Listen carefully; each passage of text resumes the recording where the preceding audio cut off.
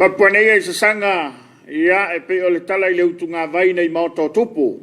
Le mai moanga nei le laulala le malo tele lo tātou te rau. E lo tō soifua ngā lulu e mara soifua tautua. E meise o unanga ese sa alo whaiva iai i le nei aso tofi. Le o whailo le sailini o tātonu le tulai lima. A le wanga mai le polkalamba le reo le Suluaulama. Ia, masa ilua mara sunga whiau ia tau mate. Ia, wā le whatau tainga o le tātou polkalamba le ne Afiafi. Tau mai lau sa lau sunga le whiau. Le sau ia le Ava ko kau mai ka polkalamba. Soi po manuia fionga Tapua'iga le ne Afiafi tātou polkalamba le Suluaulama. Ia, bisi foi na fiso. Misi au e na fiso le au e. Ia, foi ko kasi foi na fia. O manatu lava ina ia mawalo malosi e te so mai nei ta whilai nei. Ai fa malo atu ile malo telo le tātou te rau. Ne tātou paanga o le ua alo maila na mai wanga. Le ngata i samo nei fa pe fo ia tono e mamao. O fea lava le vaenga o le lalolangi. Ia wa tate le mailo e se umai tu lalolangi. Ia pe lao o tātou uso e Amerika Samoa o wai ima le mano tele. O lato oso lulu ne. Ya le utatu o stofi. O le mana ye yo foring o le stofi. Ile Samoa. Yo, ile am se ves. O alo tatu tu la ta foi le fai un neva yaso. Tatu tau no mai le afol neva yaso. Ya. Pero le aso ne le fai long e fai ngoi so le aso tu. Ya le stofi ya. O le alma fu anga le no fai ngoi so. Ya to foi le au finga ruanga fu ne la uma fu fa fa marustino le fiaf. Oh. Pa pe ola so falei le wala so pe. Ya montua ye se pe la so. La stofi.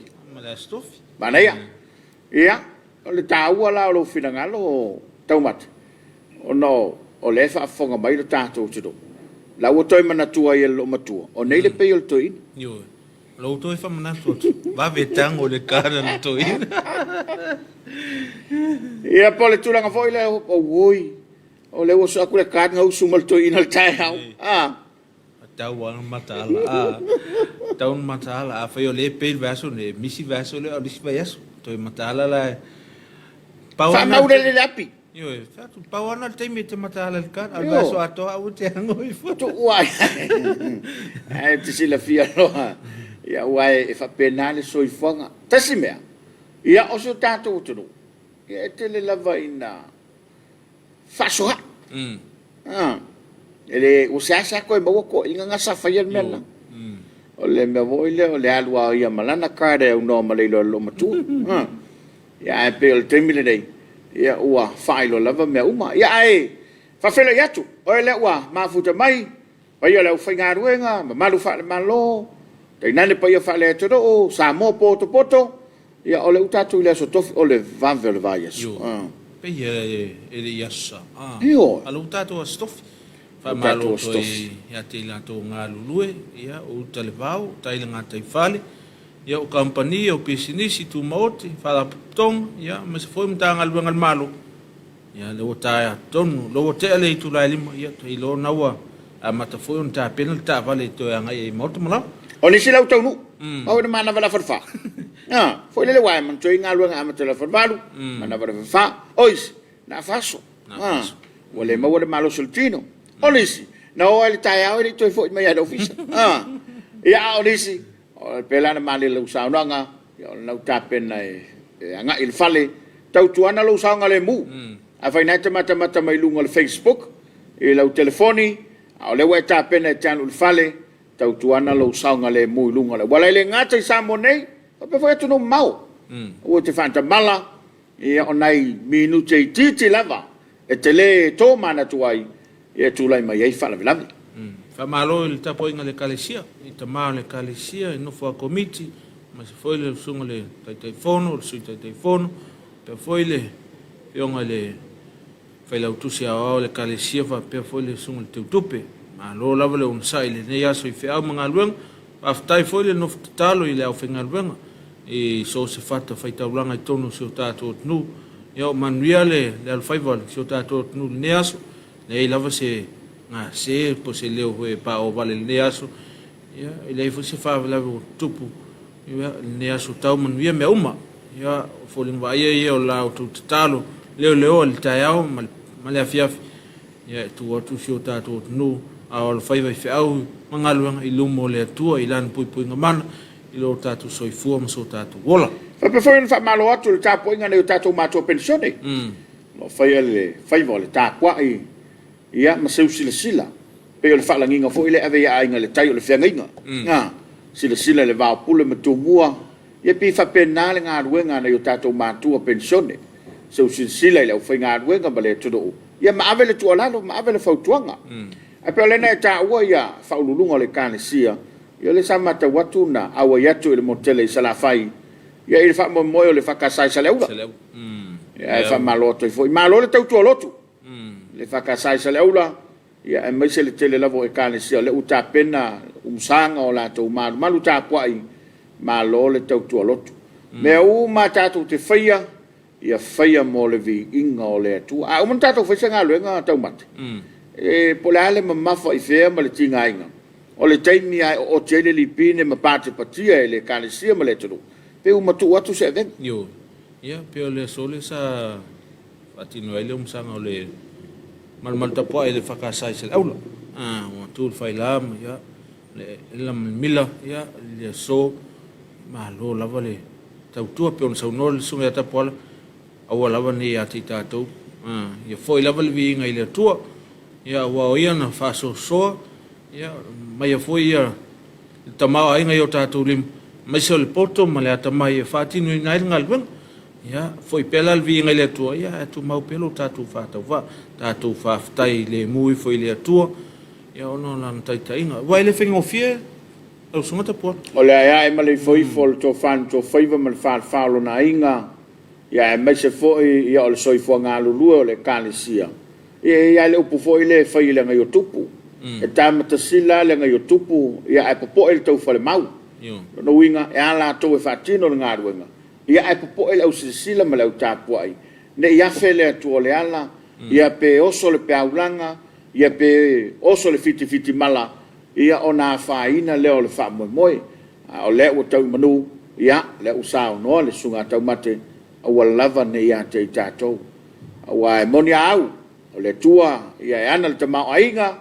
o le tua ana le sosia mo me u malava pa wale na tatou tulou ia le tatou fatino ia lo na mana sosani le ua tau no ai ma tau la o fa moi a tatou vava ai fol ne vai tau le fa lupe o meu motivo le atu ia le tatou te vai le anga le o le tua fa so mai lava le tua no Tapua'i mo tatou a fua ona tau mate o le foi te mori mawina ma pai o lau fai ngalwenga o le tatou te au auna i le tua e iai le Tapua'i o le tatou te au auna i le tua e o lo fau ma so loilo no fali ana famne pa o me tatou le valau o me tatou le fa tua ma tatou le telitonu a o lai pe se package foi le na se fa yatua ia ko mai lo yo au mo tatou lima a fai tatou te ngalo lue ia male fia e o foi ni o tatou fai a foi na le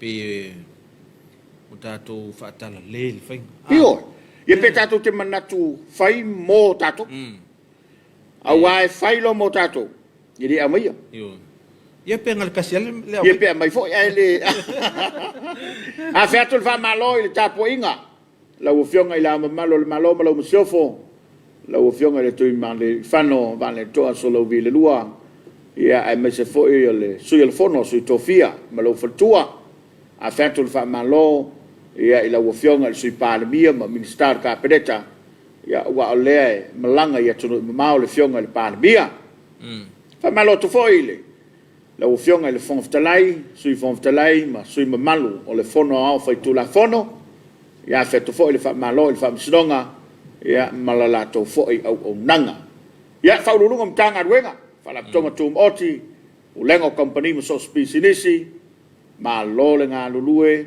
ma lo le tautua ma lo fa il faiva ma lo le fa totoa ma lo le lo fa ile tudo fa ma lo tu i tatu to tausi o tinam tamama tu la to lo feulale i ulama Tapua'i le alfaiva le atunu ia ele ngata maota malawa ia fa pe foi le mapu fangalele ngato lo no pia ile no fam ia ma lo lava le soifu manuia ma lo le talo lo manuia ta to no yon fe am ngalwen fa tai ia pule lo fale to foi ni sia so stel mo pero to malosi soifu manuia ia me se foi le soifu malo loin ia wal nei vai tau fa malo foi fa na wa onga fe ngai ma onga ne aso ia fa malo tu i mai tai mali pule aonga la to yo lo fa tau tai na ia ta tu fa na mai se tonu poto aonga le ul fafo mo lu fale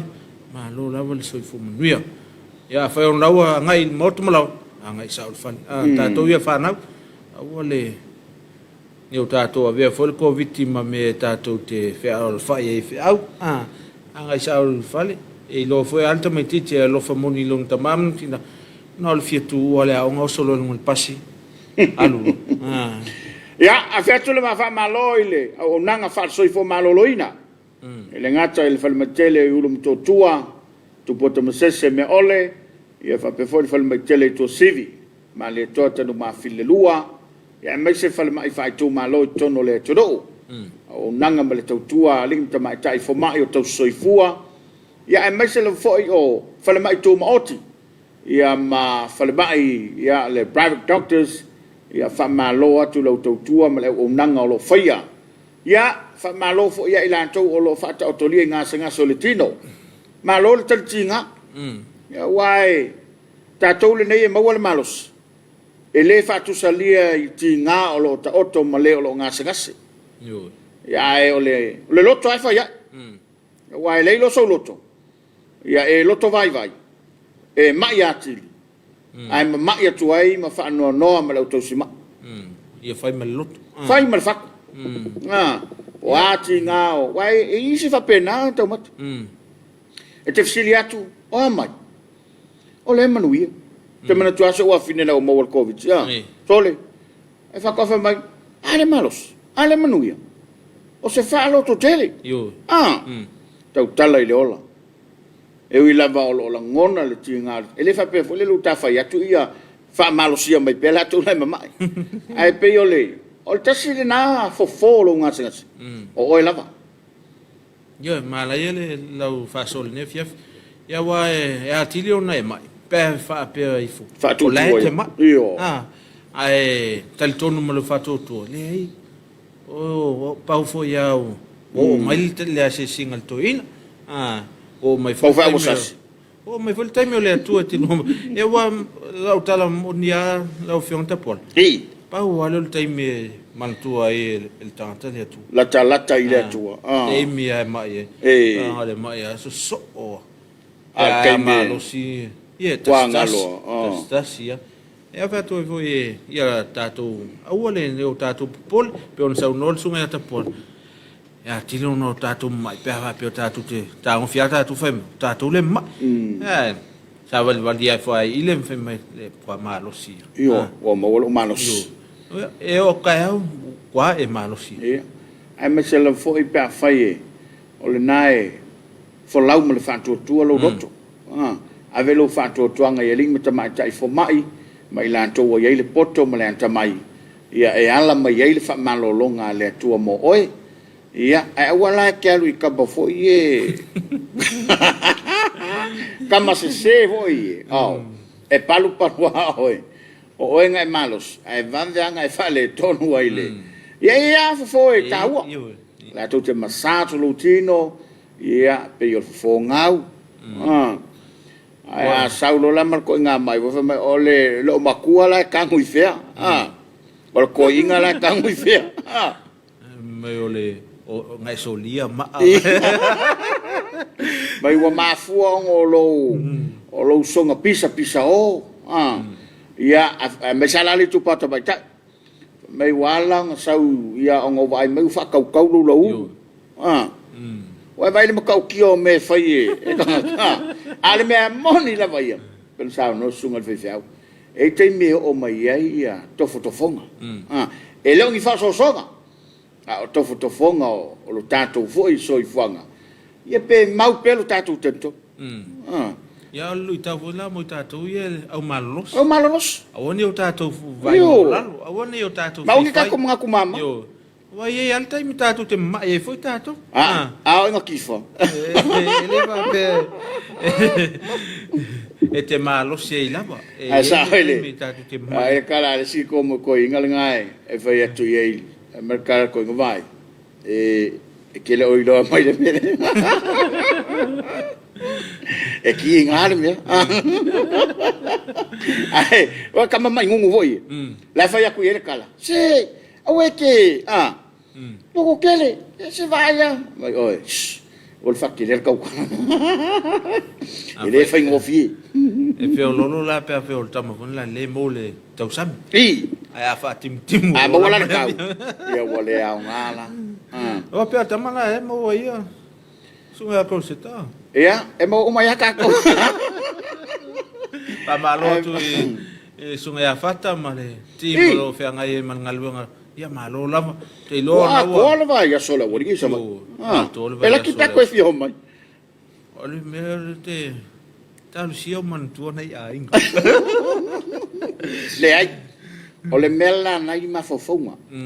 Wa tuaina po au po se toyo mai. Ai me sai kana. Yo. Awai. O tangata mual na lo lo fai ai. Ia ma se singa. Ole se wori uma. Ia ola ua mauale. Ia masunga fata. Ya wa va lo to le lua mela lo va lo. I. Wa o lo wa o so va no to le lu bisa va isu se amo sa. Oi, soli. Ai fa malo atu, fa malo fo ile anga lele. Fa stai fo ya tu na anga lele ya le u fa ngar wenga. Yo, ile fitalo lo ele u fa ngar wenga al motele sala fai. Fa stai lo to wanga lele.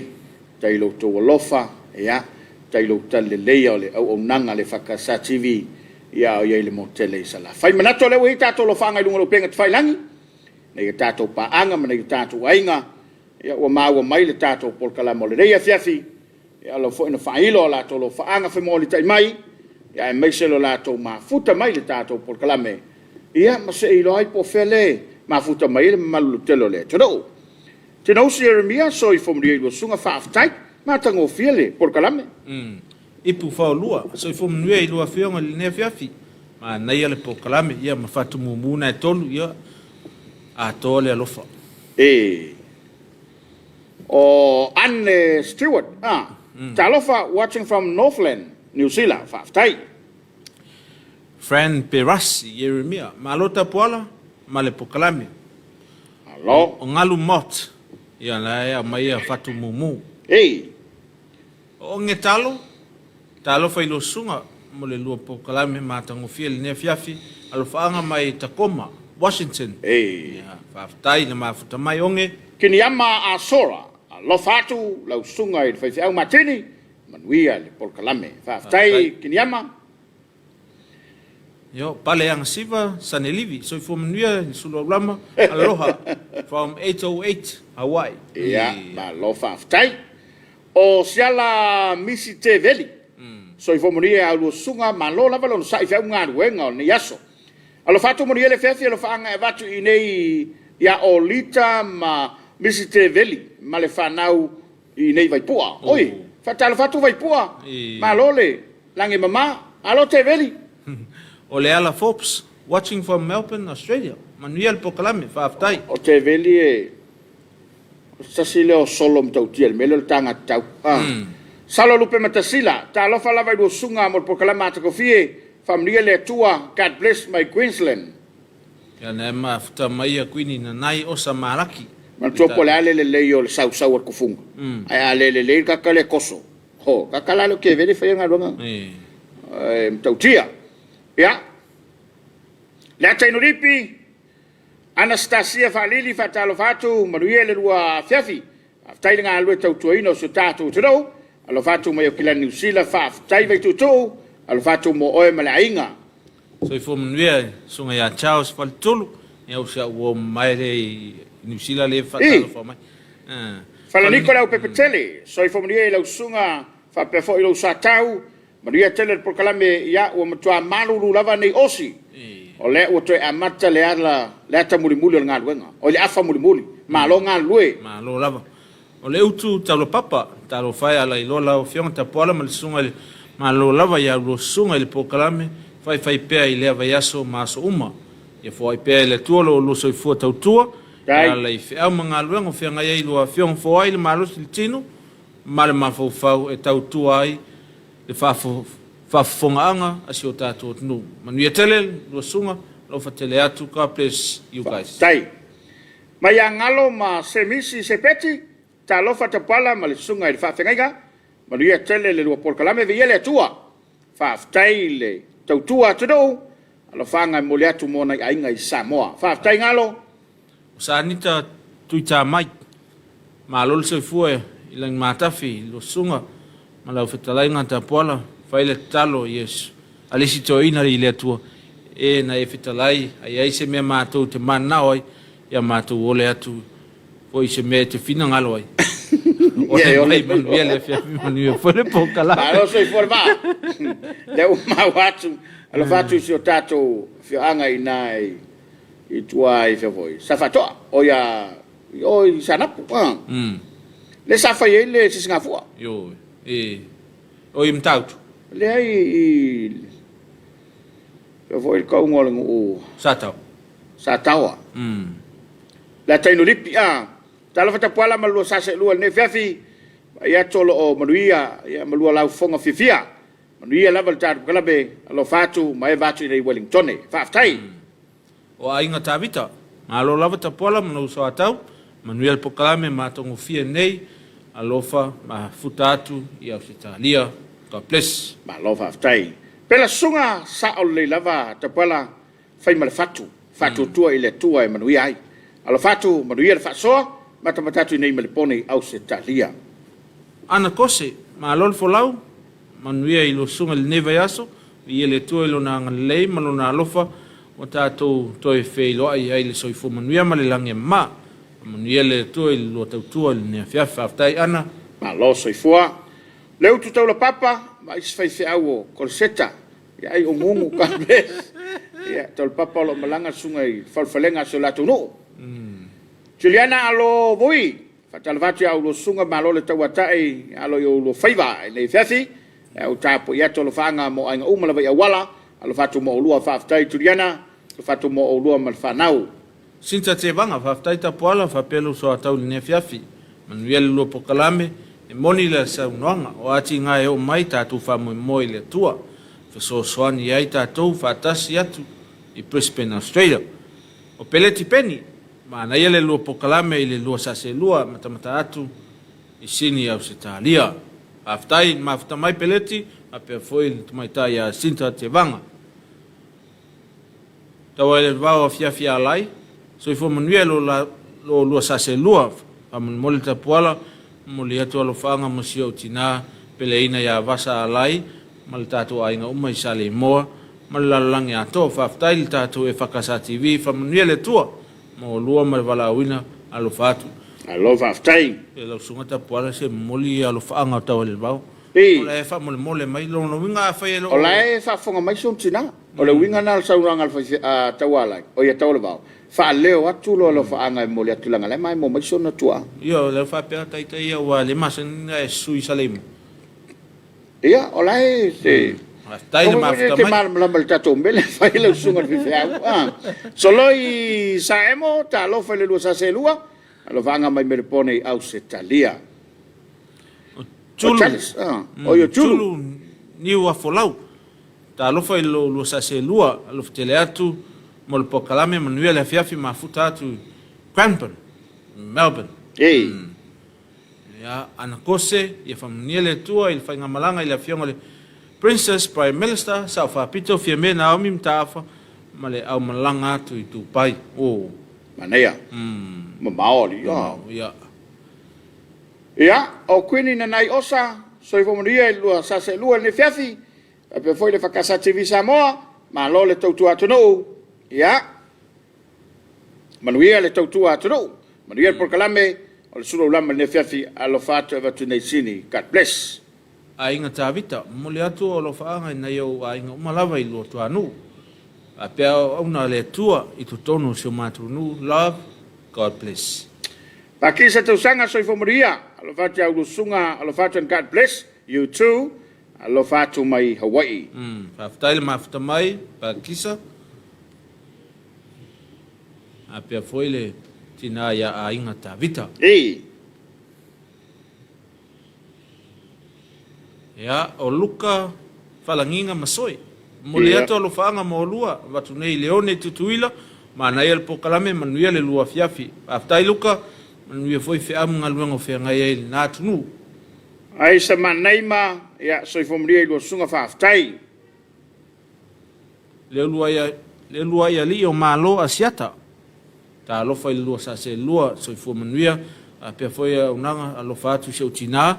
Malo uso i seo mātou nu i whale wha, ma futa atu i Alice Springs. Se tā lia. Ma lo whaftai. Filipo sio, le whauwawa yatu ua. Ma whtamai sunga Filipo. I le nei a Afiafi le tātou polkalame Suluaulama. Maria polkalame i lusunga whaftai Filipo. Ia. E manise tātou lo whanga. Ia. Yo, lau fa manatu mai sanita. Sunga lava o sa tawa. Ula leita vita tunga mala fata fatu i lau sunga le. Fiau lau fetalainga Tapua'iga ma lolenga lue ma naia pokalame. Uma mai Tapua'iga se ia o mai lava i le lua pokalame alo fatu. Ma lo whaftai. Sa solutu, sa i fomuria i lusunga mo le ato lo whaanga na i o mātua i whanga malo. Ia, alo fatu foi. Ia, mo o lua. Ia. Le mafuta mai. Ioi. Le mafuta atu nei New Zealand. Lo retalemi, fata alo fatu, ma whawhelo ai atu i lo lua vase lua Tapua'iga ma siau soa tau. Al whangia le tua, lua soifua tau tua, mo Samoa, alo whatile atu mo lua. Whawhtai lo reta.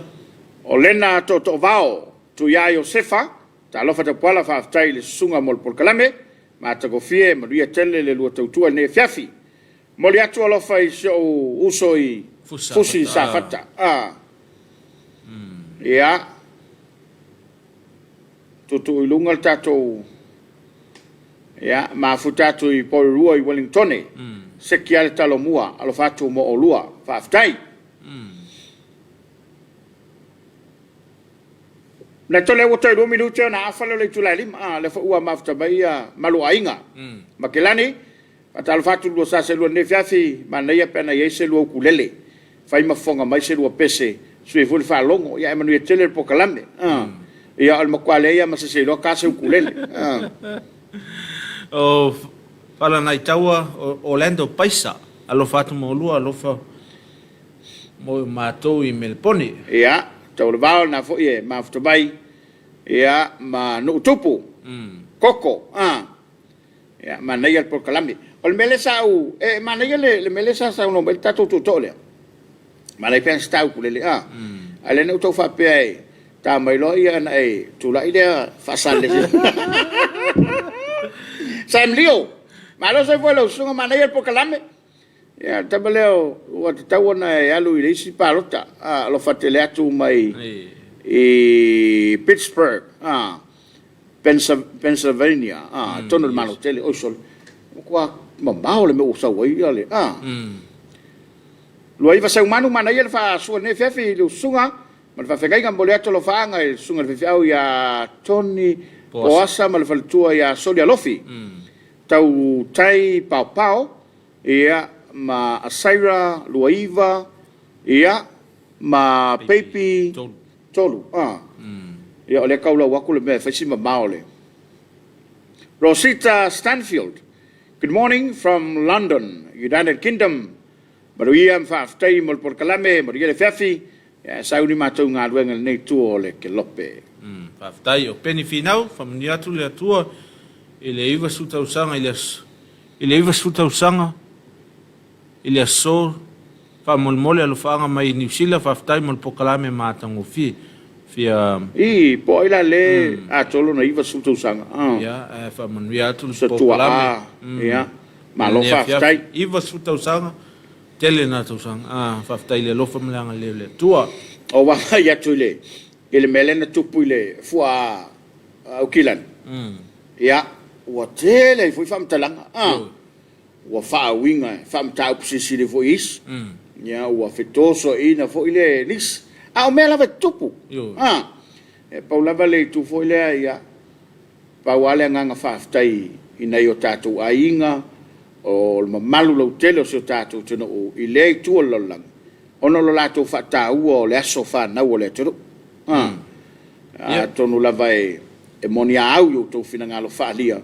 Ia a o le tutaua o loutou sangisangi fiafia ia ma loutou opongi o le faamoemoe. A fai lava e wa le tau matau atu ia faapele manatonisi o le mea lava na fai ma le iloa. Ia faapelisi o le mea ia po le alava le mea le tupu. Ia tātou whaangalo ia pau le mea, o mai mo tātou, wai le ngata fo ila i New Zealand. Ia whape fo isi tua lolang. Whatalo fatu ia Samoa.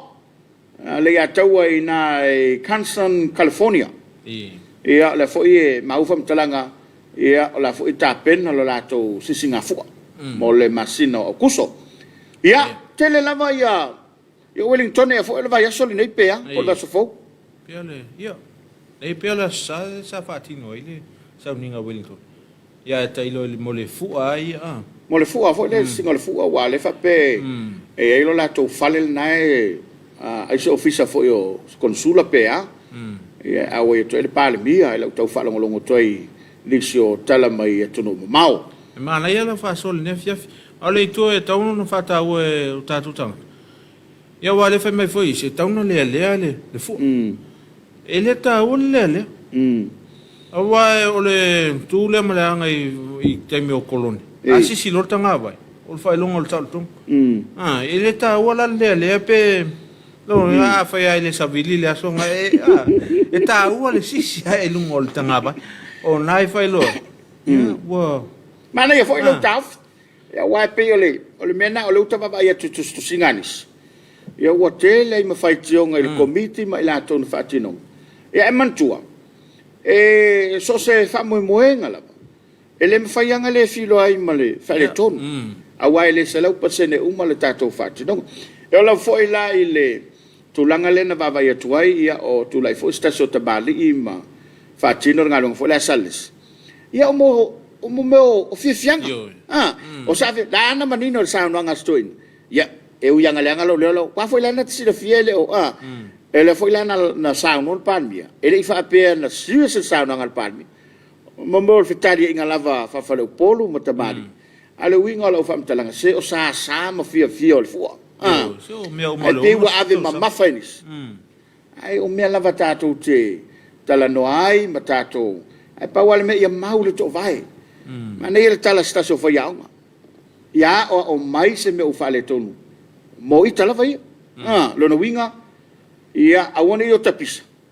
Mo te fai tio. Io talua te fai. Ia o siri akula leanga la kamele fai ngalole. Ia ai fa malo atu fa aftai tele ia unisila. Na to uma sa opongi le fa moi ma tau pati ma mole mawina. Ia o ame o tupu fangalo. Ale tu taua o lo tu mana ia o le aso fa na o lo tatu. Le foi na sa no e pani. Faftai fo ile ia ila toula la tua ia wa ma tau matele tu pele mau tatu tudo e ala ile lo fatula io na io tatu ainga io tunu ma ono se la miliona o se tu petele yo wa afale io la afa o ke amalef le tu pe mau tatu ri le tu langa e pena ia le ufa fa so ale malo ia ai mana tau matele ase i tu atu mo sin tatu fa fianga e vai ai foil tatu kalama toi tele mai ia na fao fo ilo tatu lo fa anga fe mo tai ai mai sol tatu kalama le dei o le Suluaulama usin mai le mai mo So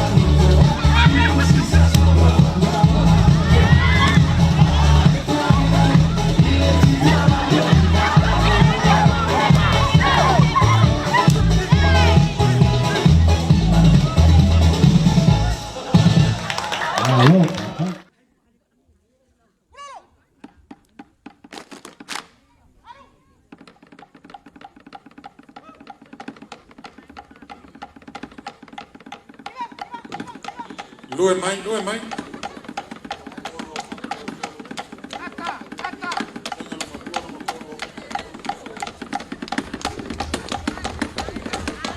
Awa sanga ai tara lima lalo luma sa mai luma.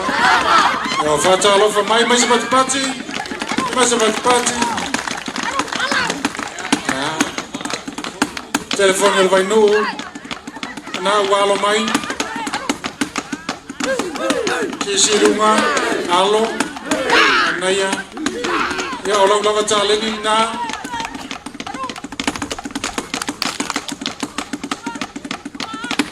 Tahu sere apa? Yang tu lunga, ngayoi, taf nonone. Ya waktu tu macam patele, bapak cai. Ya, ua longo mali fo. Ma te ko fie le baba yatu. Ya ile tapenanga ya niso na ifioanga. E pe ona ia matau tu le fanga. Ya ma olai faleu I manono. Ya ilo lato sao le tato si Singapore le lava fa au. Man tua e fata uma le tau sanga fo tu so le tato te. Ya I to tono le periota o le famna tuina o le ono se fulu tu sanga. O lo tātou tudo. A le lau whamanatu mai whaleu manono. A wau nei a sa tema lea e whamoe moe whai tungawa. Tungawa.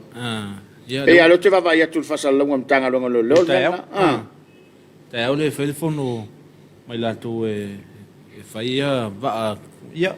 Fautasi. Fautasi. A le maa e whoi lo ua sao mare. Kulul. Ia. Whapea whoi a tamaitai. Ia. Maanai a whoi lea. O le whamoe se tema Se tema lea e mama yatu te vole le te wila. Le ua tau whaile malo tu mai tonu mal por kalamba le na I le whamna tuina o le ono se fulu tau sanga o lo tātou te rau. Ia, na ia tātou paanga, ia o lato lo whaanga whemoli ta I le rei Afiafi, ia foi ona whamalawina, ia o le I se atu mo le tātou Tapua'iga Afiafi, o le ua ina ia tātou lo whaanga I lunga lo penga te whailangi, I lato wa maua mai a tātou whasalaunga, ia, ma o le whauatu mai o lato lo whaanga. Senta te vanga, mo le ato lo whaanga I savai, I sale aula. Ia, ilo lato whaaboi le usanga, le bānbalo le tua, alo fatu. Ana kose whamamole lo sum, mole ato lo whaanga ma siu tuangane pele, ia wau liko lui, ma le tausi sa tau, vaisi ngano lua. Whapea inga uma I sa tau I savai, whamatou uma I New Zealand ma Australia, whaftai tele. Ma lo whaftai ana, le lofi la ulu, soi fua lau le lei, lua fionga mol porkalame alo fatu mai melepone I Australia. Na e soi mai a le ata. Io, whafifianga. Ma tako fio, whafifianga, e pe o na alo iai. To fata ule vau, whaftai tele leua, wawa yato e mafuta mai pea, I le tātou porkalame. Sunga I le, whau alo peti, alo fatu maulua, ia maulua ainga, whapea foi se utina ia utuao, pe sta I whaleula, alo whanga vatu nei New Zealand. Whaftai lau sunga alo peti, e whapea foi to fata ule vau to pala, ia whaftai tai mai le e al sa lesi le sa whai a seata, singa fua New Zealand. Le sa uka sanga whai au, ia se kaimi. Tawa sa Pis Smith, patalo fatu I lua sunga whaftai mo le pokalame, matangu fie, alo whatele atu I Melbourne, Australia. Peni finau, sorry, o se utina, whaftai, ia, manuele atuanga liwa sutu sanga, o se utua peni, ia nga leile atu whapoponi stau sanga stele. Le ata inuripi, ia, vai aso fau le, au ai mai eile, fionga le tamaitai palimia, ia, se tatu, lono winga la vas fau, ia, Wellingtoni, Ia, tō mata tu lua o matangi, se urupe, ma lolo soifua I lua, va se lua, ma lolo tau tua tunu, tapuala. Whaftai. Mano mo ipu soifomaria I lua sunga, ia, ua code fo ile mātou fua, alo fatu Samoa, ia, ma lo whaftai. Ia, le mafuta mai o sefa rimoni, Whaftai. O ana kose, o le tanga vai o Samoa te tau, o na sisi whalei lunga, malo ia leanga o soifua o tātou tua a, mo tātou tua a, o tā oto mai tia sa maringi toto ina ia sa o loto Samoa mai pūlenga aisi atu nu. Pe o lota manatu le nai, le lo sunga whaftai mo le manatu whaalia le tō whine ia ana. Ia, malo whaftai. Tō whātou le vau, te pala, ma le whiwhiau, ia le mātou sisi ngā fua le songa fua. O le la alwe, whasal lesi pāi. Mana ia, e lua tua e, ia oe. O tātou ngā alwe ka mai whara. E ui lau o man tō whia, ia ai, o meo sā ma whiwhianga o le, whamina tuino lono sfutu sanga. O le ala whapsa, o whasolo a toa le vevese o le pokalame stoino a seata. E sa o ai, sa lava o le kelo ki munga o kilani. Ai atu le pisi solo malana fue malana toto i oe. E fo ko ingor ka kokungu. E a olo i me whapea.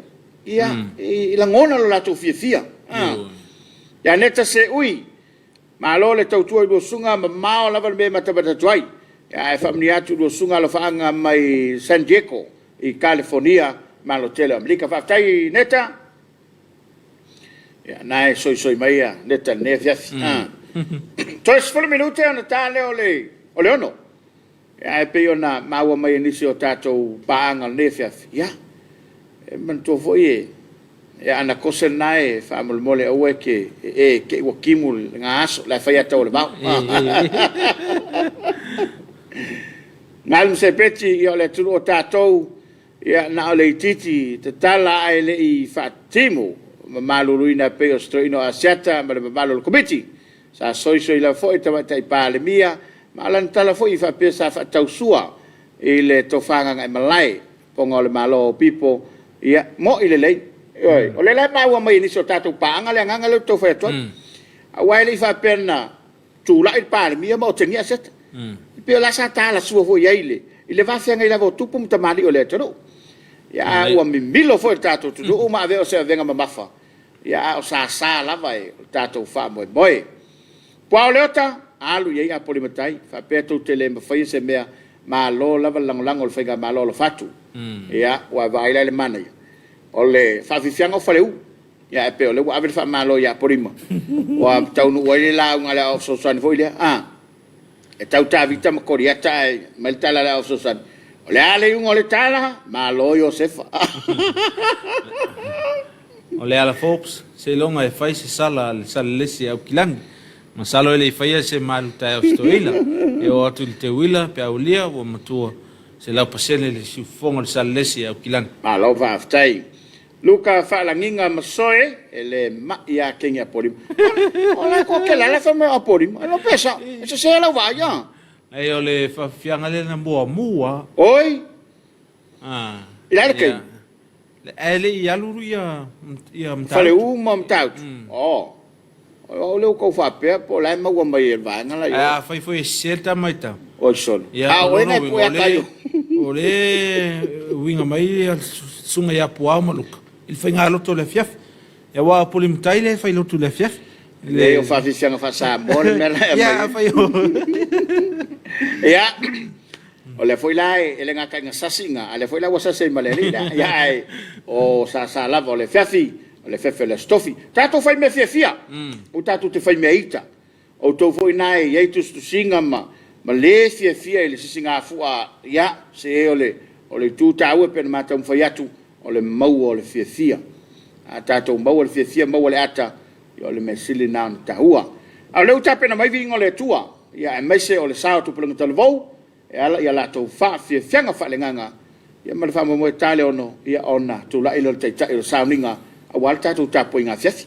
O le tātou Tapua'iga le Afiafi, o le au o tāpena mai ele sunga le whiwhiau, sunga le whawhiangainga ia a Musa Silipa mai a polima tai, le whiangainga, ia o le kalisia e whakasā a polima tai, ia o le a taitaia tātou le Afiafi, le Tapua'iga e avel whaftai, ia mai se foi o se whiau whalenganga mo tātou, ia pe on sau nole sunga ia Tapuala, ia o le sao tupulanga talvo, mai se foi o viinga o le atua, ia anu file mua i pelo tātou maftanga le Afiafi, Ia o tāpena wal tātou whainga lotu nea Afiafi.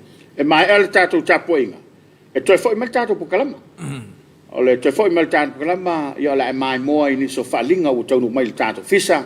Ia mai se niso lo whaanga, o le babalo telo le tero o lo wailunga o le upenga ta whailangi. E alo mai ele mai monga, i le sao tupulanga talavou, e ala i whaafifianga whailenganga vi ingo le tua, e mai se le tātou Tapua'iga Afiafi i le tūlai ono.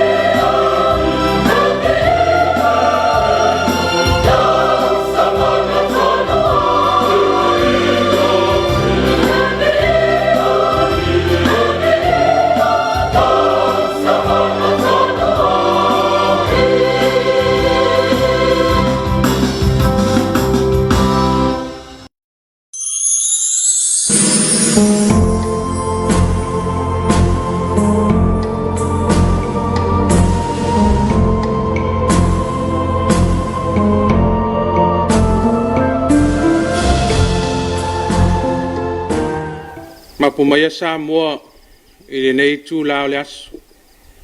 Malo le ngā lulue, malo le tautai, malo le folau. Ai o maia i tātou Tapua'iga le tua. E moni wa o iloa e le whailonga tangata e le tua. I now realize how true it is that God does not show favoritism. Se i tātou talo mo le nganga pai. Tātou ifo ma te talo i le tua. Le tua lo fae, o le tua o le alofa muti muti vale o malaba. Mato toe a fea la o fio le nei tu la o le aso. Ina ua mapu mai i feiva ma tiute sa fea ngai ai o tangata whaatutua. Lea ua mato toe sauni. Toi si atu la mātou taulanga, a panga lea le tuai, e le ato toa lava i mātou whaalenga. Mātou te talo i lau fiu. Ia wina mai alo nganga pa ia taito loina i mātou, ma ia mātou whaiaile nei Tapua'iga, sanga vi ia i pea lo swaf. O no Yesu ke riso o mātou wole ma walau tuai nei. Amen. Ole faita wina fionga pa ia lo tātou tua. Tusi filfilia mo tātou i tusai male whaasinonga le tusi faita waso. Ngā luenga lo na mata upu i se fulu matasi. Fai upu mua se i whaangata mai fai upu i se fulu mane vanu. Ngā luenga mata upu i se fulu matasi. Ala o faita wina nai fai upu mai le tusi a mata mai fai upu mua se whaangata mai se fulu manawani. Whaafongo ia fionga pa ia lo tātou utu.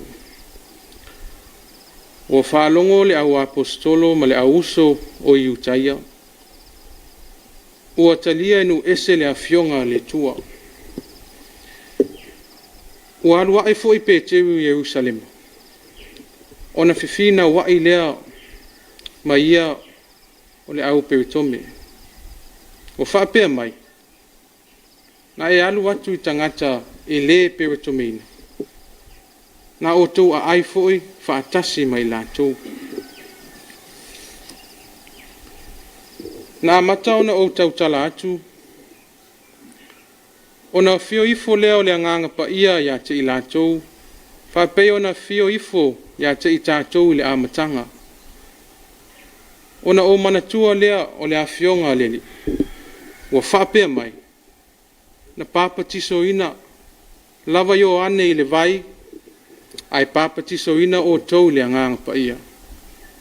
O le nei, a whai e tusa le alofa ua fua ina mai e le tua te i tātou. A toa mai i lātou, ina ua whātua tua i le alii o Jesu Keriso. O ai e au nei o te mawhaia o na vavau atu i le tua. O lātou whaalongo mai ia upu, na lātou whaalolongo lea, ua vivi i atu fo i le tua, ua whapeane, e moni, ua fua i atu e le tua inu ese, le salamo e olai. E whaamanue mai le tua tātou whaitau ma whaalongolongo. E nisi fui o na afionga pa ia ma e tu mau pea ia te ia lo na lava vi inga. Nei si o le whaavavau lava. Amen. O le launga le swafa mamalu le tu le tamaa. Le alo ma le angang pa ia. Amen. O le nei, a whai e tusa le alofa ua foina mai e le tua ia te i tātou, a toa mai i lātou, ina ua whātua tua i le li o Jesu Keriso.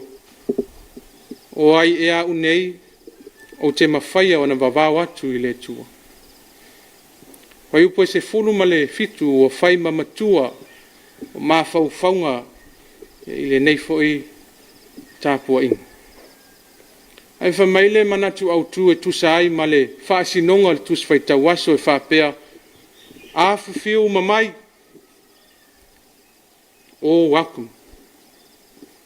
A whiwhiu mamai. Ladies and gentlemen, boys and girls, welcome all this evening. Talofa, kirana, malole lei whakalofa lai atu ni sapula vinaka. Namaste, konnichiwa, good day, shalom, tēnā koto, tēnā koto, tēnā koto, nau mai, haerere mai. Awhiwhio mai, susu mai, tala mai aau. O upu māsani ia lo tātou atu nuu o Samoa, ai meise o atu nuu ese. I teime e whaatu lima ma whaatalofa, i mālo whaalolongia, ia po se tasi o asi mai to tonu a inga nuu, le atu nuu, pe nā foe e kālesia. O upu matala ina ia langona ai le tangata le mawhanawhana, a warm welcome. E tusa lava pe ese o tūmanga, ai meise foe talitonunga, o lo o maua le awanoa.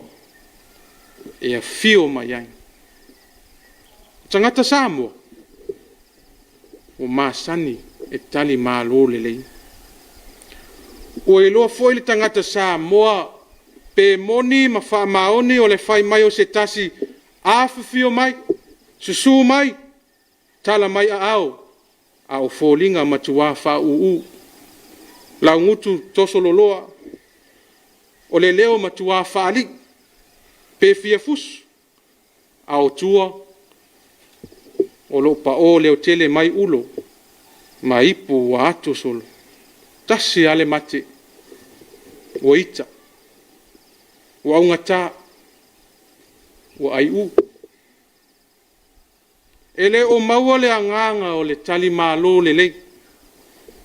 Awa e tusa lava pena o se ipu vai, se fasi ulu malimiti, a eva ai atu I lau fofonga fia fia, mata ata ata le leo maalie, e o pei lava ua e ai le mamoe, ai le fasi povi masima, ai le saistu ma inu le fangu Coca-Cola malulu, ai muli muli mai ai kua le askulimi malkeki.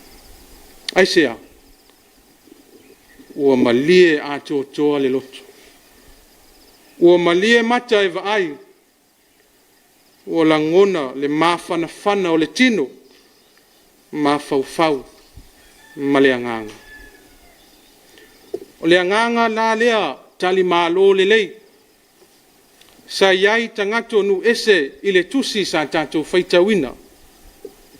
O le awa toi asi, ma whau wau Peteru, ngā luenga tālai, ngā luenga Faamisionare, I tangata manu ese ua whātua ma ofoina le soifua mo Yesu Keriso.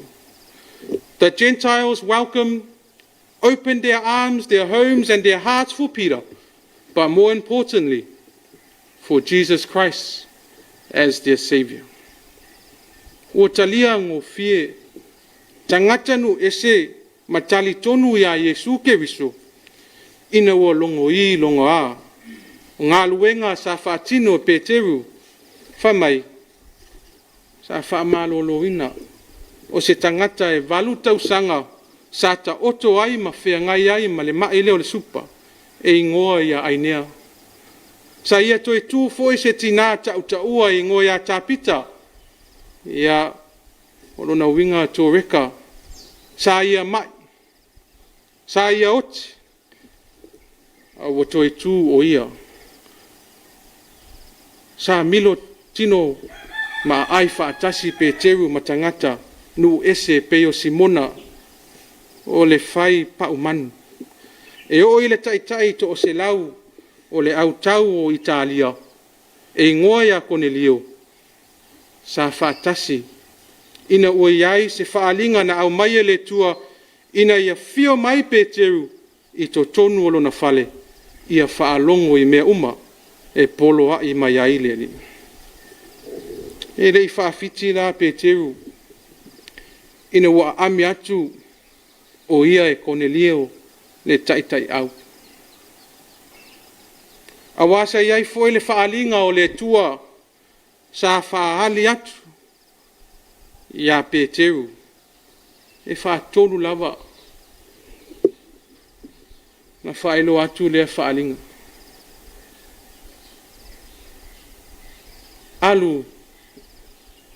Alu ia Cornelio. Awau tatau na whaalongo le taitai au ia Cornelio ma le ainga. Ai meise o tangata nu es. I le tala le lei ia Yesu Keriso. O i o sila fia I Peteru. E le whailonga tangata o le tua. Pe a whai e matau maa mea tonu. E talia I lātou e le tua. E le ai foi se malosi o se tangata na te tau fia le fingangalo le tua. E wha mai tātou matua.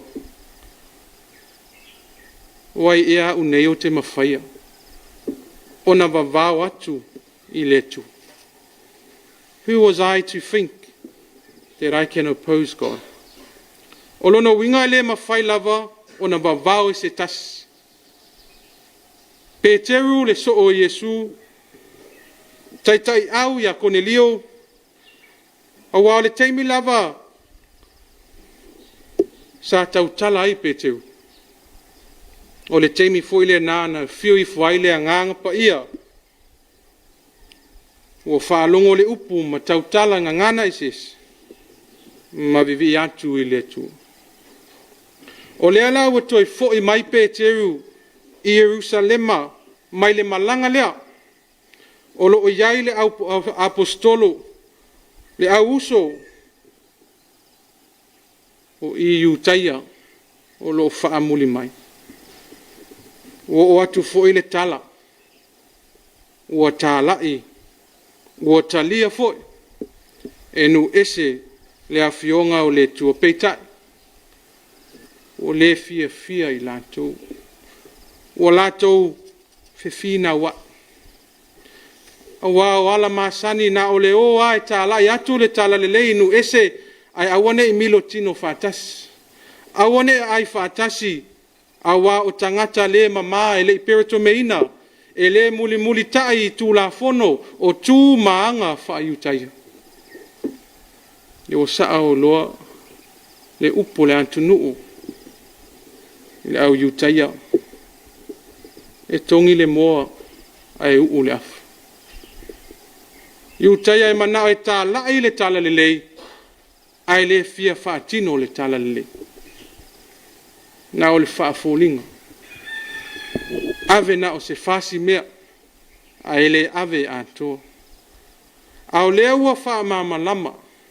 Fola e Peteru le mafu anga ua tutupua ia suinga. Ele o ia. Le ai. Ona o le musunga o le anganga pa ia o le tua o le anganga pa ia whapeo na ifo e lunga i lātou le amatanga Jerusalema. Ia sa ifo fo i lātou. Tangata nu es. Wai e au nei. O te mawhaia o nau vavao atu i le tu. O lava upu ia o Peteru e whai loa mai ai. O tū maanga whai utaia. O ala masani. Ma le whaavai. Sui ato. E le tāua. Ai tāua o le salamo. Le ami o tonu. Whātua i le tua. Te manatua tasile tala tāua i le amatanga o le kalesia. Awa o iwa ta tala atu ai ma whaalau tele atu ai le awanua mo tangata nu esi. Na te mawaina le whaoltanga o Yesu ke wiso. O toi a fua se tae au fou mo tangata nu esi. E salamo ma whātua ya ke wiso. O se fe au ma se whamanatu mo tātou o le whaoltanga na saunia Yesu ke wiso mo tangata iutaia ai mese o tangata nu es. Salvation for both Jews and the Gentiles. E ui lava le taulo tātou ngafa i tangata iutaia. E le so o toto so o ivi so o anu. Au o taulo tātou ngafa. E a salamo ma whātua ya ke wiso.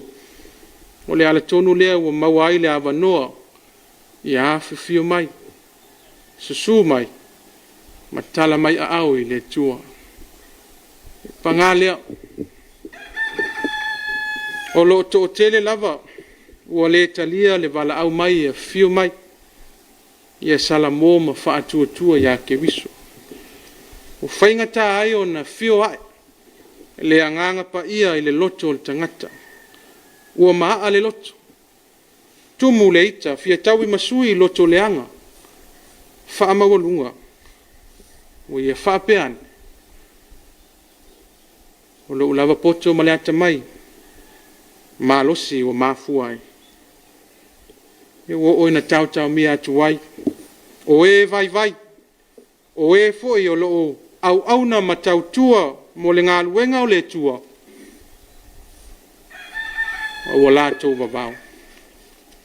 Brothers and sisters in Christ, the message for us today is that we Gentiles have all been welcomed to receive salvation, not by following Jewish customs, but by repenting and having faith in Jesus Christ. So the challenge for us today as Christians is to invite all, regardless of social status, gender, background, customs, and culture, and welcome them all to the salvation by repenting and having faith in Jesus Christ. O le lui tau le nā mo tātou uma, o tā ua o tangata ki wisiano, o le ngata i nei Samoa, wha pēnā o tau i atu nu mamau, wha malos. Ia tū lai. matālai. Ia ngā lulua e whātasi, e whai ai oe ma awe whiau mo lona whinga ngale. Ia aua nei solo mua ia te i tātou, o le vavao le whinga ngalo le tua. A ia tālai le tāla le lei, lau fonga fia fia, mata ata ata, leo maalie, loto alofa, ina ia afi fia uma mai ai, so o se tasi. O Yesu ke viso sa fio ifo i lunga o le sa taro, ina ia tātou maua uma, tangata yutaia sa moa manu es, o le whaoletanga, pe a sala mō, ma whātua tua whāmaui. O no Yesu, Amen. Tātou pese i le tuat pese, lua se lau, 5.5.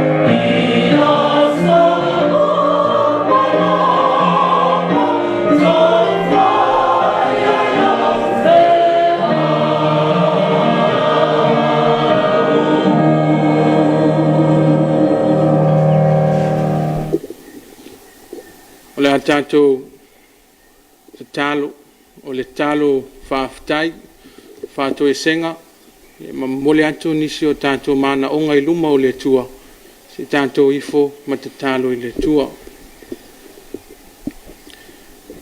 O le tua o ainga, o le tua o nuu, atu nuu mai kālesi. O le tua o le alofa tu noa, o le tua foi le fatua o ia, e le failonga foi lo alofa. Awa lo alofa, i lunga lo fofuanga, ai mese foi o tangata. E le mawhai lava o na mātou whaamatalaina. E le mawhai foi o na mātou whaatinoina. A o mātou talitonu o lawa fio e au le vi inga le whaamanu ma le whaanetang. O mātou a whea lawa fio le neitu lao le afiafi.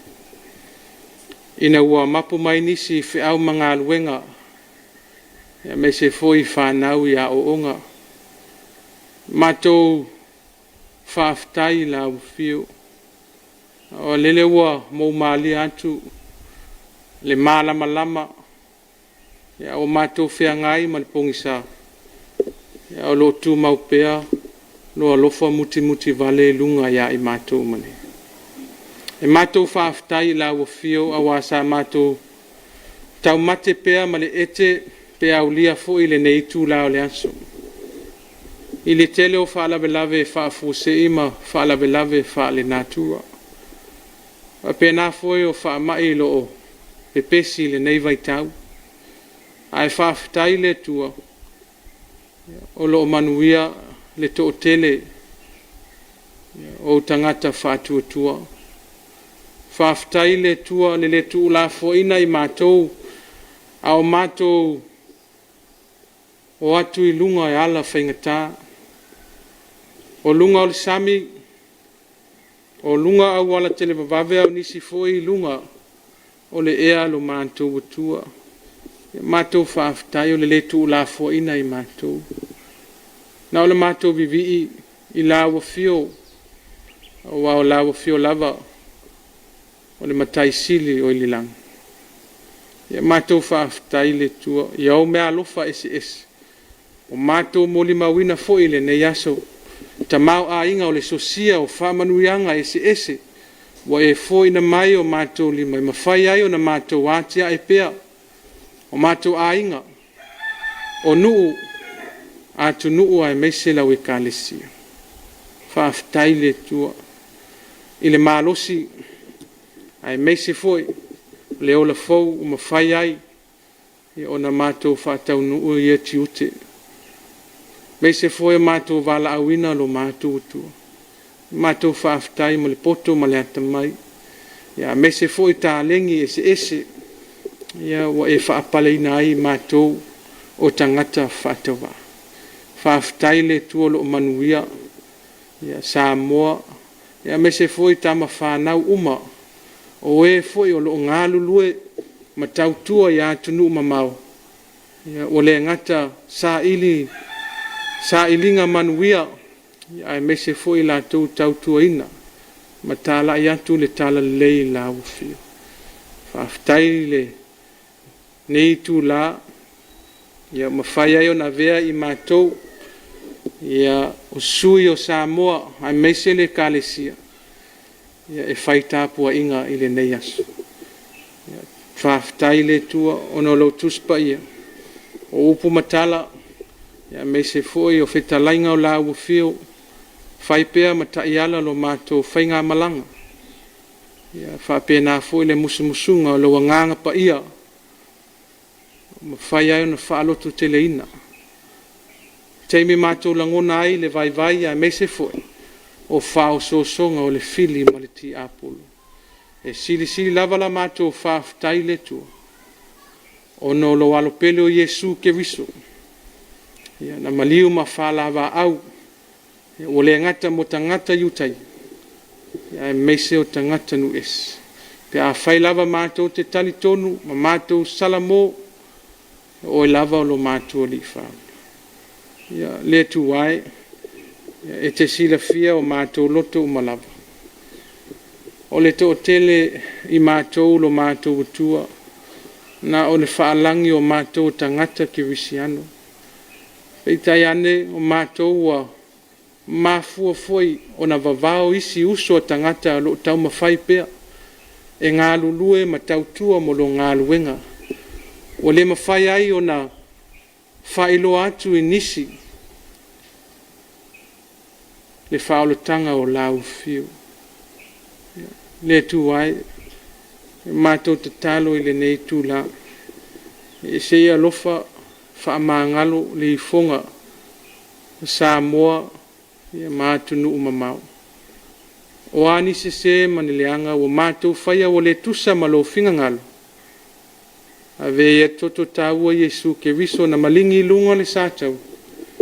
Ia e whaamangalo ai o mātou se ma o mātou leanga. Le tua o manuia, le tua e maliai o mātou loto o malapa.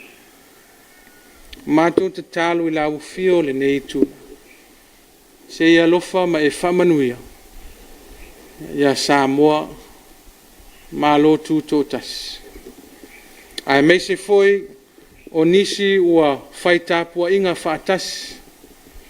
O le ngatai nei I Samoa. Va pena foi antunu umamau. Mātou talo I lau fio. Fua I mai pea le malosi. O le tino, le mawhau, ai mei se leanga. I mwhai ai o na mātou tala I pea, ma whailo atu pea, o lo tala le lei, lo mātou alii, mātou whaola. Ia mātou talo I lau fiu. Ia lofangia, ia o tama whanau uma, o Samoa lo o tautua, ia mangalulue, ma tala I atu, lo finga ngalo ia tunu mamau. Ai me se foi to tonu o Samoa nei lo mātou. Ina ia ola pea, lo tala le lei lo mātou tua. Ma ia whai lea ma vi inga o lau fi. Mātou mana tua pea ma le alofa. Nisi o lātou whaata otolia I maota ngase. Ai me se foi fale ma lau. Ia ai o ao mawhanawhana ia I lātou. Nisi foi o awhaina I le whaamai. O I lava fo maisili. Mātou te talo fo I o ao alofa I e ua whano noa.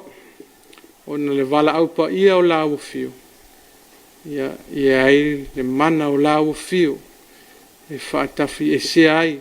Le au pongi sa o lo whiangai ma I lātou. Mātou te talo I lau fio mo Samoa. Se teimi foi mātou tā oto ma mātou malolo mapu tele isi fe au manganueng. Ia ala whae le aso a tai au. E tu mau peelvi inga I lau fio. Talo ma alofangia le lalolangi vevesi mo na puapua ngatia. O taua ma whewaiwai ina me se foi nisi o a whaina I whaalavelave whaale nātua. Ia whapena foi o whaamai lo mātou tua. Angalele foi lau fio. So se tafo nei lalo langi ele e o atu ai le tala lei. E whapena ona o atu ai le mana ma le anganga o lau fio. E mātou te talo lea le tuai. Ai se me o le ta uala mātou te talo te sila fia a wala mai ai manuia. Ia whaia lava e tusa. Malo alofa tuno. Au le manuia ma le file mu. O ile tu le tamale alo ma le ngangasa. Tu mau lunga I mātou umane. I Samoa ma atu nuu e mamau. Nei si o le whaavavau lava. Amen.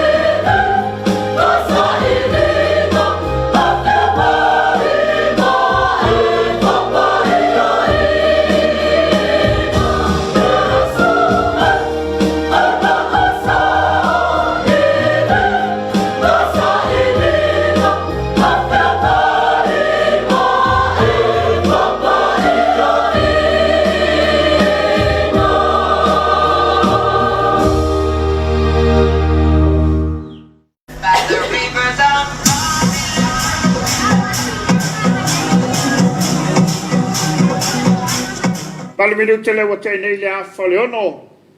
Ia ile mai mo mai o su tātou tudu o le fo ia Afiafi. Ia au tātou ia ile polkalama o le Suluaulama.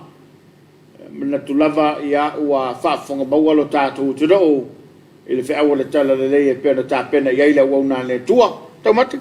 Ia, whaftai le sunga le tofi, sunga le whengainga mo le au le tala le nea Afiafi.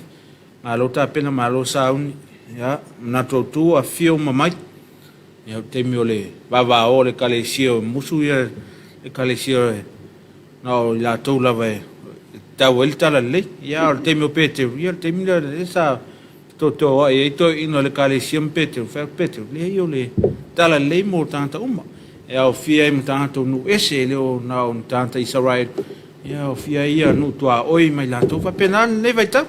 Ele se tala le nao tātou e o le lotu. E au fia o mana i tangata e le o le lotu. E au fia foi na i tangata mamai. Ia whapena foi.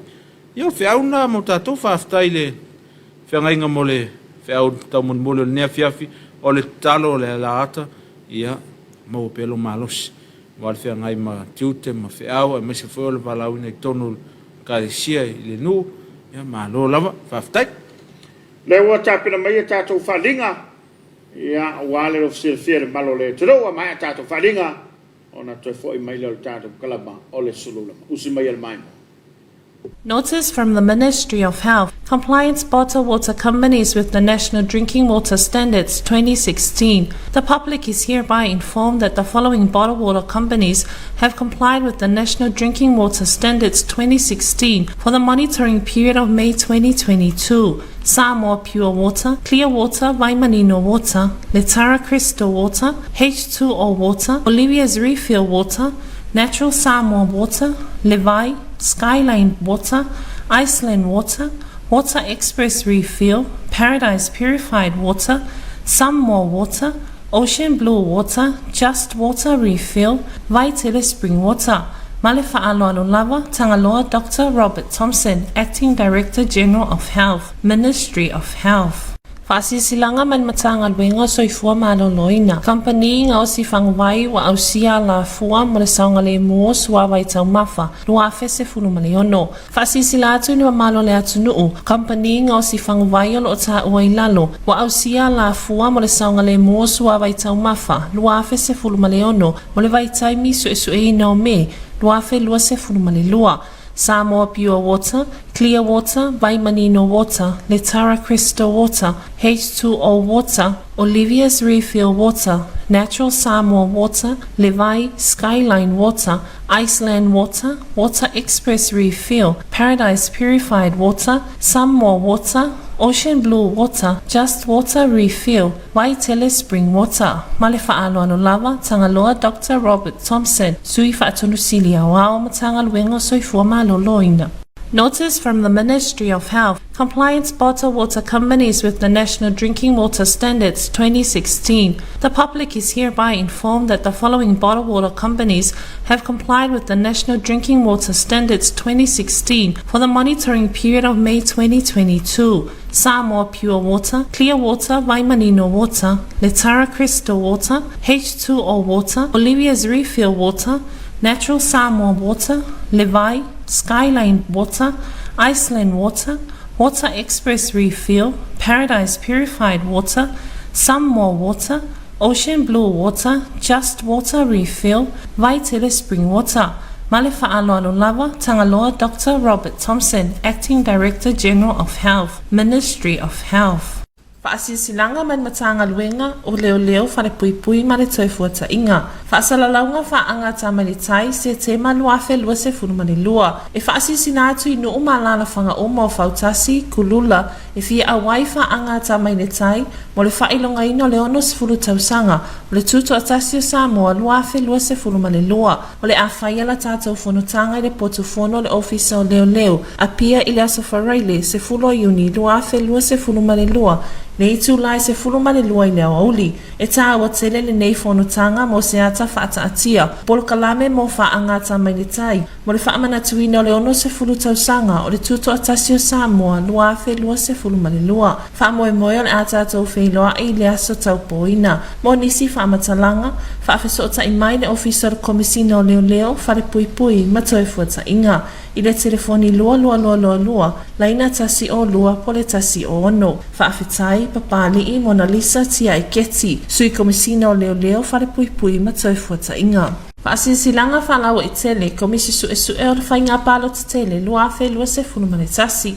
Mātou te moa i tapui le tapo aloa lii, ma whaatulo watu Samoa i upa ia sausaunga tā, a wao oeo le au mamala, e le aise tautai e whangota sangolingole iai, mai lawa le matasaua se ia pa ia fili ma pule tuu, na tau i loa i manu o malo.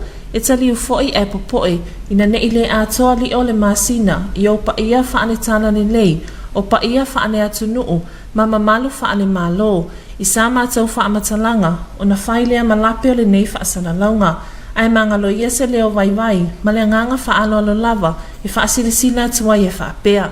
I lana whanotanga o le aso ono a perila luafe se fulumane lua, na whaamani ai le kapeneta le komisi sue mo le whainga palo tatele, luafe se fulumane tasi, la tau te lauli liwina tu la fono lo o whaatautai ai, whainga palo tai a fua mai le taimere tutu atasi o Samoa.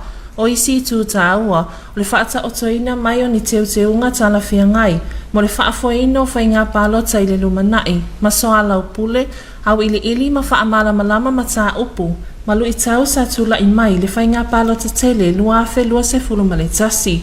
O le whaatinoina le nenga luenga, o le au atulawa le komisi sue i tu malo ma la whanga, a wale soa lau pule i no finangalo, le uta ma le tōwha, o lo iai le mamalo le atunuu, e winga in mata upu nei, mua lo la palota, lua suita maitai, tolu i tu malo whaaleanga nuu, wha anga vaa suita wā, 5 restalo wainga wha upu whai, ono sori ngā tu la fono ma wha amasinonga, 7 palota tangata Samoa, o lo au mau i atunuu i fafo, 8 suyo wainga wha upu whai, Iwa whaatulanga ino le ofiso whainga palota.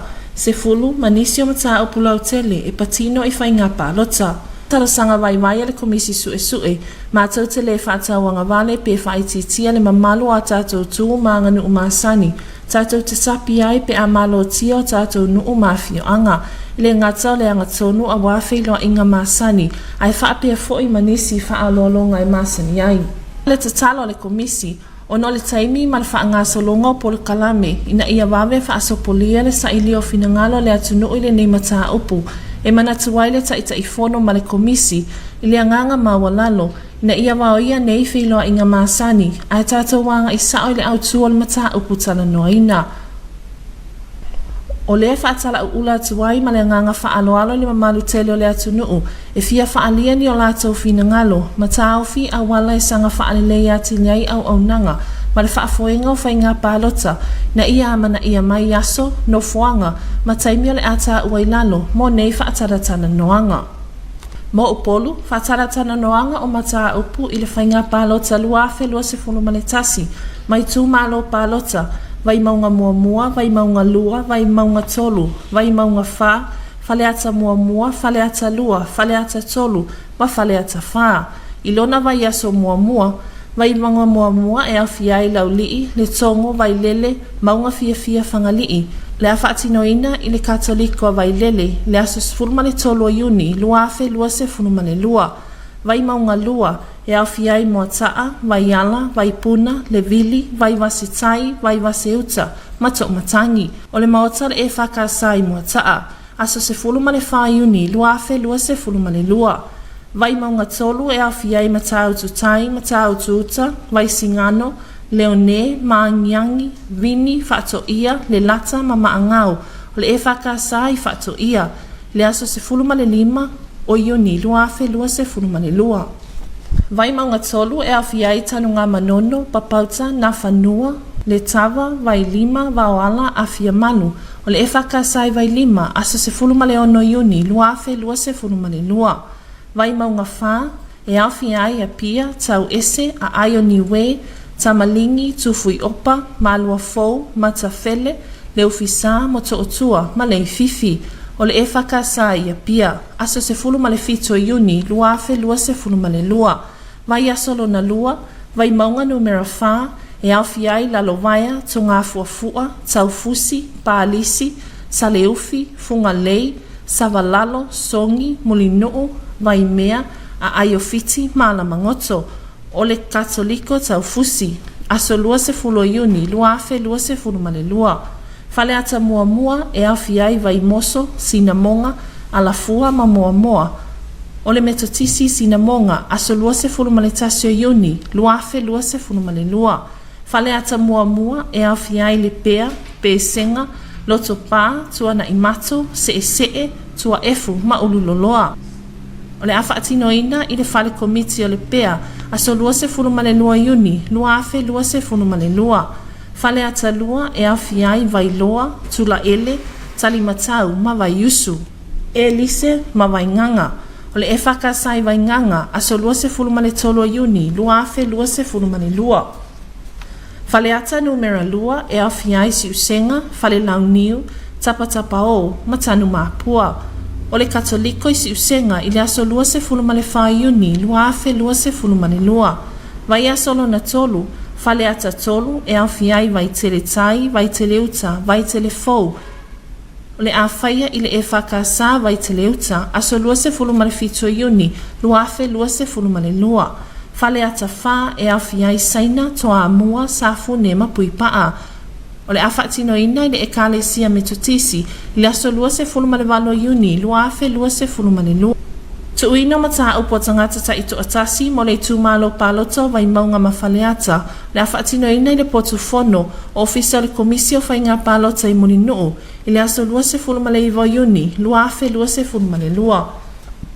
Tu foio le atatala ina foi le tata upenga ta whailangi, https://coi.oec.gov.ws, i le aso se fulu tolu o iuni, lua afe lua se fulu male lua, mo le tu ina mai o fina ngalo tustu. O nei whaamatalanga uma o le atu ina mai, o le apuipuia mo le iloilonga le komisi. Mo nisi whaamatalanga i whaatatau le nei whaasala launga, whaafesota i mai maunga whetongi wā ai, i le numera lua li mai watasi lua, po le emaili f.vai@oec.gov.ws, po o viti levu si mati, i le emaili v.simati@oec.gov.ws, po le telefoni lua whaono o fitno, ma le whaaloalo, lua whatasanga tu uieti tau le alo, o le taitaifono. Ua whawhonga le tātou o te doo ia i niso whalinga. Mai mtanga luenga le malo, whapea foi ia niso whalaptonga ia e pei o na maalo iaile ofe i lau mai mo mai le nei Afiafi. Pei la mtanga luenga le soifo manoloina, ia tā ua le tulanga tau mate le ua whailo mai, ia no whanga foi le mwhai o na sapala iaile vai mama, le masana o tātou e mo meo company. O lo nafa ma sa pala yo le vai ya na o fai lo mai lo no winga fa il company le o la watua le ya lo no winga ele o pasi e mtanga lo ngol soifo manoloina o le mtanga lo ngol leo ya mo ila to uma e ta pena mo tunga va ya setema ele ngata o kulula fa pe foi fa utasi o la sota ya al fono Suluaulama uli il mtanga lo ngol leo ya ma le fa laula le komisi Fapitoa ia le kapeneta lea e toiloiloa ia le tulafono whainga palota ia le nau whailo atu aso mataimi ia awala o tau whilo inga malakomisi ave iai le tau wha ave iai o tau whingalo ia awale tapenanga o le tulafono ia mo le tautuina o tulafono whainga palota ia pe o nai vanga taua ia o le sa whafonga mailo tātou te do ia te lolo e ie whin tā lo whaanga lungole